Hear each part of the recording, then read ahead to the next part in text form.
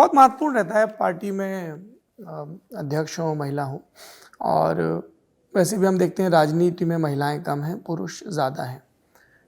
इसमें जब हम लोग लड़कियों से बात करते हैं ग्राउंड पे तो कहा जाता है कि साहब पॉलिटिक्स में जो भाषा इस्तेमाल होती है वो ऐसी है कि we do not feel prompted. आप पर भी एक इल्ज़ाम लगता है अभद्र टिप्पणी का।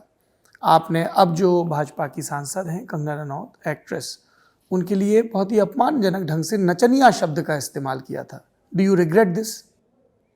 देखिए, मेरा उनके साथ वो कोई भी, मैं सम्मान हमेशा महिलाओं का करते रहता हूँ। उस वक्त उन्होंने जो टिप्पणी की थी हाईकमान पे, उनकी उस कद की नहीं थी।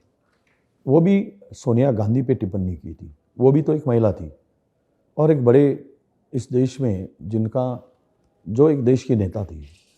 तब कोई आदमी गुस्सा में इस बात को टिप्पणी कर देता है।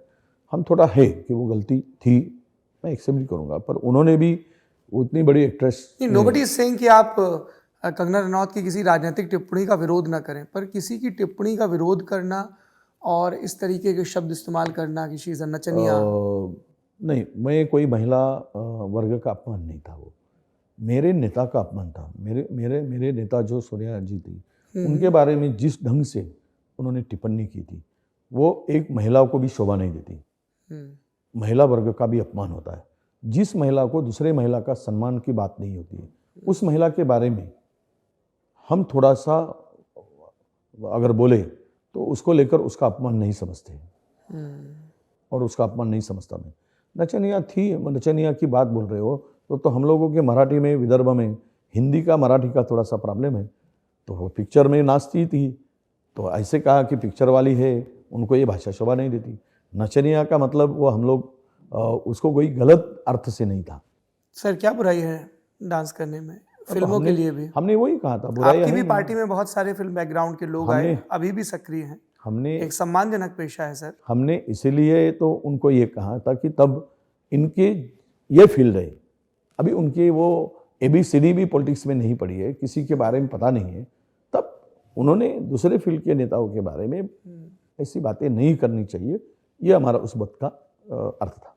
वैसे आप अपने स्टेटमेंट में उनकी सोनिया गांधी नहीं, महात्मा गांधी की टिप्पणी से नाराज शायद वो नहीं, महात्मा जी नहीं, सोनिया जी की थी, महात्मा जी की नहीं थी। She is not worthy to make a comment on Mahatma Gandhi. She is a Nachaniya, considered one of the controversial people.